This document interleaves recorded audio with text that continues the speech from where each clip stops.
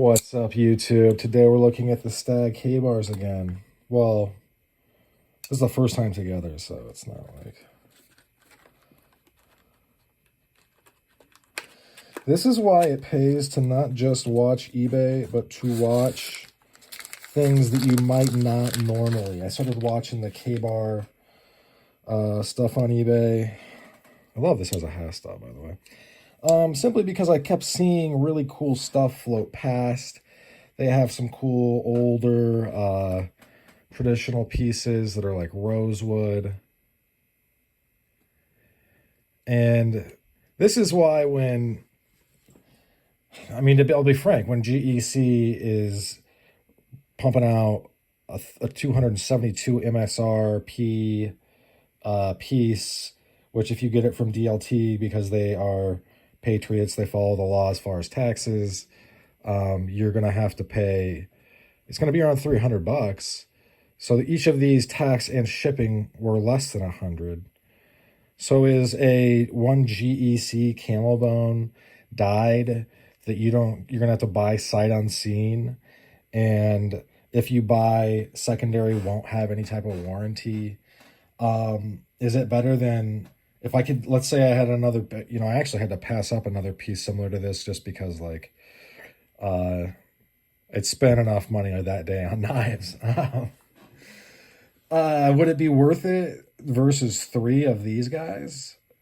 I feel like you're wading into territory where the answer is firmly no. I get that some people, myself included, I might pick one up for $250, $225 just because they're cool. But as far as the camel bone, but you're really at some point, look, if it's worth it to you, then it's worth it to you. But what I'm saying is that you're kind of wading into water where only a fanboy would do this, only... because, a serious collector is going to take into account the relative value versus what else is on the market. Because it doesn't, if it doesn't make sense to get something, then it doesn't make sense. One of these is worth $100. Easy. Easy. Is a camel bone 87 that I already have 4 other ones in 3 different covers that I'm going to buy sight unseen, that it's going to come and dyed in a way I can't pick it, right? Like, that it's going to be more like 300 some if I get it from a reputable place. They're all reputable. I'm just saying DLT that really plays by the rules. So, is it worth it then? If it's worth it to you, the answer is yes. But, in collecting, you're collecting luxury items, you're collecting collectibles. I'm not going to go out. I get that there's like this big use your shit, like people that think that they're hard or something. Oh, I use all my knives. Well, I have over 100 knives, so I pick and choose what I use. I usually, honestly, if I'm going to go do something where there's a chance it's going to get beat up, I'm probably not going to use a $300 collectible knife.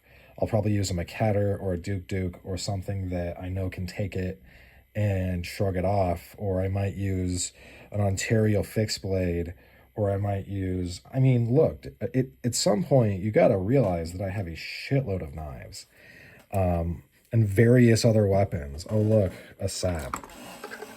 You know what I mean? Oh, look, something that would easily cave your head in. Oh, look, where's my other one? I've got another, here's another one. Oh my God, dude. My desk is a trip. So I've got a lot of things, got a lot of collectibles, got a lot of weapons laying around, right? So I might pick and choose the weapon that I use, the knife that I use. I might not, let's say if I got a really nice sap from Witch Doctor Zero, who now is offering a military discount, would I then take that down to the bar? Well, maybe to show people, but I probably wouldn't, honestly, just because like his stuff is so nice. I'm not saying I wouldn't use it to thump somebody on the head if I needed to, but what I'm saying is, like, if I had the chance to premeditate, which I would never say in court I premeditated something like that, If I got the chance to think about it, oh, I'm going down here. I might have to thump somebody. Am I going to bring my Witch Doctor Zero one of a kind piece that costs me at least $150, or am I going to bring a $20 Boston leather blackjack or sap? Probably the Boston leather thing because it is easily replaceable and cost a fraction of the price. This is called common sense. This is called knowing what you're doing. I don't like. Look, you want to go do silly shit? Be my guest. It has no impact on my life.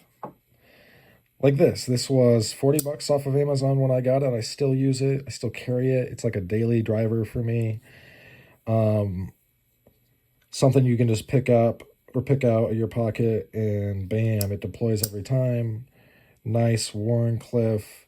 It's got the plane of the blade varies is what I'm trying to say. So it cuts very well. Made in America. This is stainless steel. This is 14C28. I don't know, something like that. Stainless, real nice. Skin onion design. Titanium clip. Deep pocket carry. So maybe we pushed it up to 60. This is like a true EDC. You know what I mean? Like this is quality. I've never had this fail on opening. As you can see, like it is torque driven. So if I was going to go open up, I work at a warehouse, I'm going to go open up whatever all day. Am I going to take this? Am I going to take this beautiful piece of history and art? Or will I take this, which is in its own right a beautiful piece of history and art, but also something that can be replaced?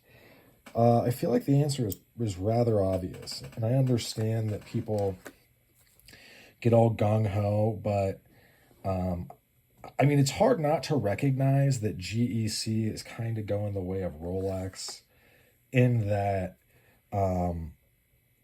there's different kinds of Rolexes. You can go online and find a Rolex just for a couple $100. Honestly, you can. They're going to be vintage and they might be refurbished, or you can spend $20,000 on one.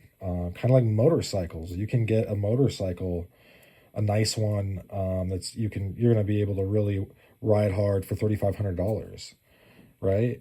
Or you could get an Indian, which is an American-made motorcycle. It's very, very nice for $25,000. You know, there's going to be the law of diminishing returns. Your mileage will vary for each one, but it's going to just depend on what is the value to you. Marxist economics actually goes into this, like what is personal value, what is objective value, what is marketplace value. Personal value being like, my dad gave me this when I was a kid. I don't know why. I still have this. This is the same fucking one. If someone offered me $5 for this, would I do that? No. Because it has weird sentimental value to me. My dad's still alive. He's fine. But you know what I mean? Like, whereas, is this worth $5? I mean, probably not. So, yeah. In any event, thanks for sticking with me to the end. That's all she wrote for this one. Hope you folks have a great rest of your day. Bye now.